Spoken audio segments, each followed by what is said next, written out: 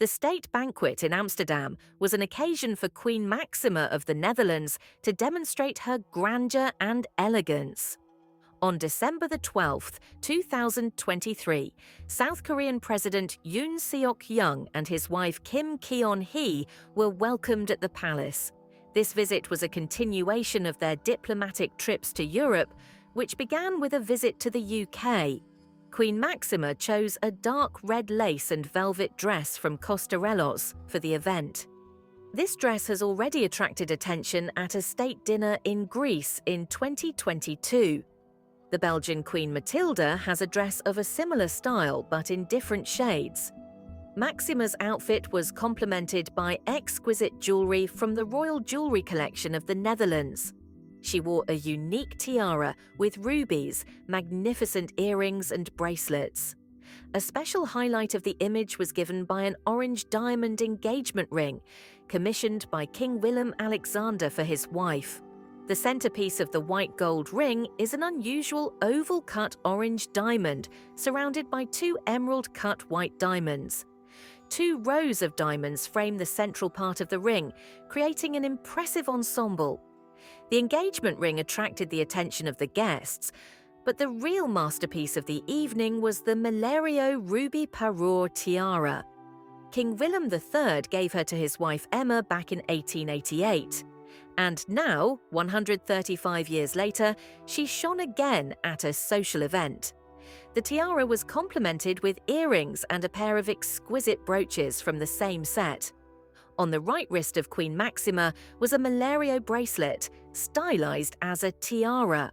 Three delicate strands of diamonds adorn both the bracelet and the tiara. The Queen's left wrist was decorated with another luxurious piece of jewellery, a bracelet with diamonds and rubies, which is also a relic of the Dutch royal family. The Queen often wears these two bracelets together with a unique ruby tiara. The image of Queen Maxima became the epitome of grandeur, elegance, and luxury, leaving an indelible impression on everyone present. Donna Matilda de Solis Beaumont and Martinez Campos, known as the ex-daughter-in-law of the Duke of Alba, leads a non-public lifestyle, but her status requires attention. She is the mother of two sons, Fernando Luis and Carlos Arturo, heirs to 50 titles and vast territories in the province of Córdoba. Her ancestry goes back to noble Spanish families. She is the daughter of the Count of Casa Alegre and a descendant of the Marquises of La Motilla. Donna Matilda's jewellery box contains a lot of jewellery, but a special place is occupied by the sapphire tiara La Motilla, created by the jewellery house Anne Sorina at the beginning of the 20th century. The crown consists of 9 teardrop-shaped diamonds, framing large-cut sapphires, couchons. There are short diamond beams between the peacock feathers, and the tiara itself can easily transform into a necklace. The story of this relic begins with Donna Isabel Martinez Campos, Marchioness of La Motilla. She inherited the tiara from her aunt and godmother, Countess Barbate. As a devout Catholic, Dona Isabel often borrowed a tiara to decorate the statue of the Virgin Mary in Seville, following local tradition. The decoration was used both in the form of a tiara and a necklace. At the wedding of her daughter, Matilda de Solis Beaumont and Martinez Campos, to the 19th Duke of Alba in 1988, Dona Isabel used a tiara as a necklace. The wedding took place on the day of the bride's 25th birthday. Later, the jewellery was passed on to other family members, daughters, granddaughters, and daughters-in-law, who also used it at their weddings. In 2018, the tiara attracted attention again when Donna Matilda de Solis wore it to the wedding of her eldest son, the Duke of Huescar, with Sofia Palazuelo. She shone in this image, emphasizing her family history and traditions. The Crown Princess of Denmark, Mary, owns 2 magnificent tiaras, each of which has its own history and peculiarities. The first tiara, decorated with rubies, was used at the wedding of Princess Victoria. The second tiara, created especially for Mary, became a symbol of her own wedding. The story of this second tiara began with an auction where Queen Margaret and Prince Henrik purchased it for Mary's wedding. The tiara, which initially looked modest, did not harmonize with the luxurious veil and elegant hairstyle. However, over time, the princess decided to change it by contacting a jeweler. The jeweler added pearls to the top and bottom of the tiara, which allowed it to be combined with pearl earrings. This modification has made the tiara more versatile. On one of her last state visits, Mary appeared in pearl earrings that perfectly complemented her updated tiara. The changes in the tiara made it look more like a crown, reducing the circumference and giving it a more majestic appearance.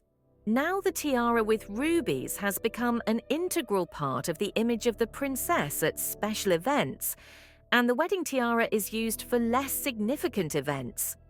Interestingly, both tiaras are versatile and can be used not only as head ornaments, but also as necklaces, where they look particularly attractive.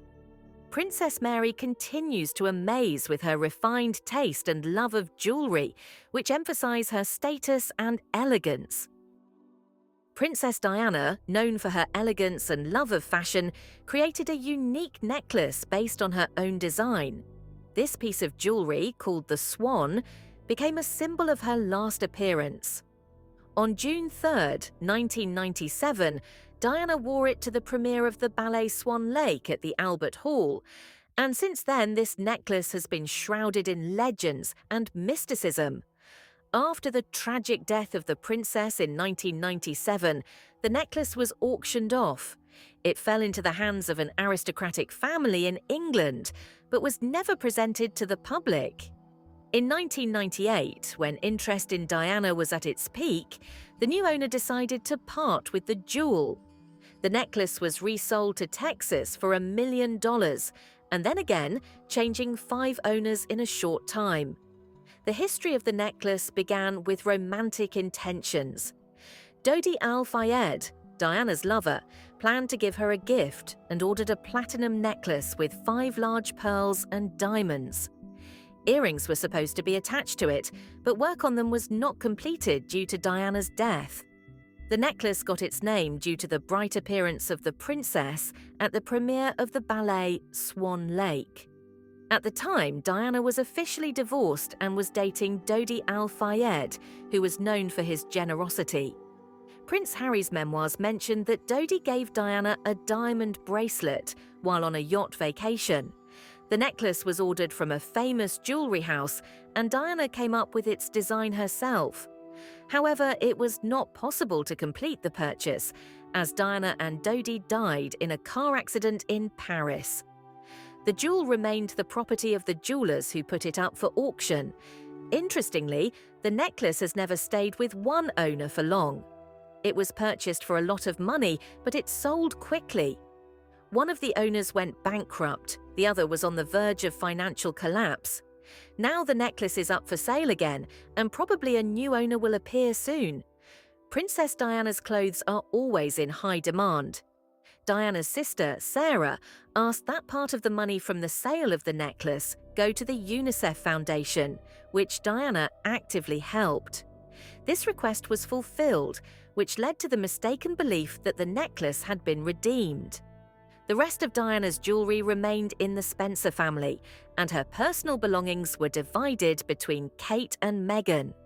Diana's dresses most often appear at auctions, as she donated her outfits to charities during her lifetime. A significant part of her wardrobe is still difficult to track. The family prefers to keep jewellery, seeing in them not only material values, but also the memory of Diana. Princess Benedicta has always stood out for her true royal dignity. She is the second daughter of King Frederick XI of Denmark and Ingrid of Sweden. Benedicta is the younger sister of Queen Margaret II of Denmark and the older sister of Queen Anne-Marie of Greece. At the wedding of Swedish Princess Madeleine in 2013, Benedicta appeared in an image that became the epitome of an impeccable aristocrat. She chose a light spring green dress with beautiful embroidered details. On the princess's belt was the Order of the Polar Star, the highest Swedish royal award. Special attention was drawn to the tiara and jewels that Benedicta wore to this celebration. The tiara with stars and pearls is an inheritance from her mother, Queen Ingrid. The tiara was created in the 19th century for Queen Sofia of Sweden. In addition to the tiara, Benedicta decorated her outfit with Swedish diamond stars that belonged to her great-grandmother, Queen Victoria. These ornaments can be worn as brooches, earrings, hair clips, or necklace pendants. Benedicta fixed them on her ribbon. The princess also added pearl earrings and a luxurious diamond necklace to her look. This necklace once belonged to her paternal grandmother, Queen Alexandrine of Denmark. Such decorations with a history are a tribute to the ancestors. The final touches were rings and bracelets on his hands. One of the bracelets also belongs to the family jewels. Despite her age, the tiara looks harmonious on Benedict. This makes her image even more impressive and admirable. This tiara, known as the Baden-Palmet tiara, is a family heirloom of the Danish royal family and has a rich history.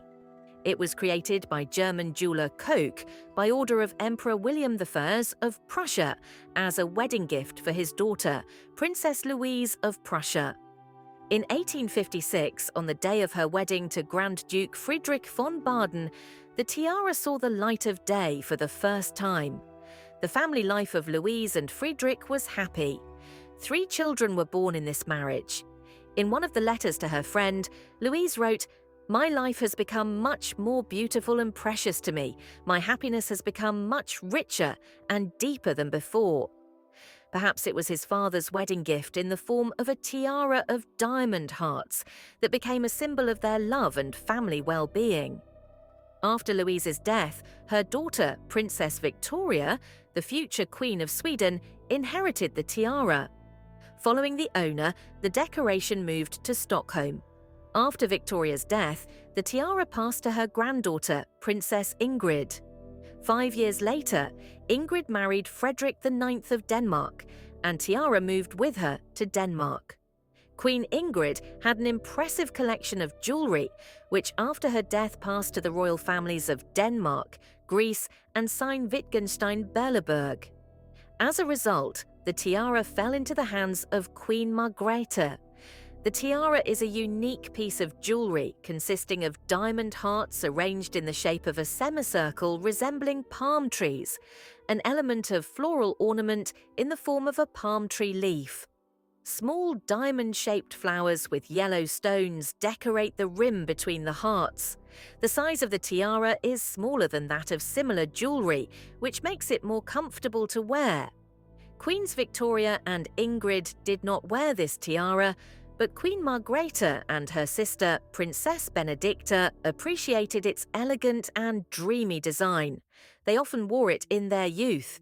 Even when her youth is behind her, Queen Margrethe continues to wear the tiara at informal events, such as royal weddings. Queen Margrethe used the tiara at the wedding of Crown Prince Haakon and Princess Mette-Marit of Norway, the wedding of her godson, Prince Carl Philip of Sweden, and Princess Sophia, as well as at the second wedding of her son, Prince Joachim. The Baden tiara palmetta remains a symbol of the romantic history and family heritage of the Danish royal family. In 2022, Princess Elisabeth of Belgium donned a new diamond tiara, causing admiration among the monarchs of Europe and becoming the subject of discussion among connoisseurs of royal jewellery. The origin of this tiara is shrouded in mystery, and only a few facts lift the veil over its history.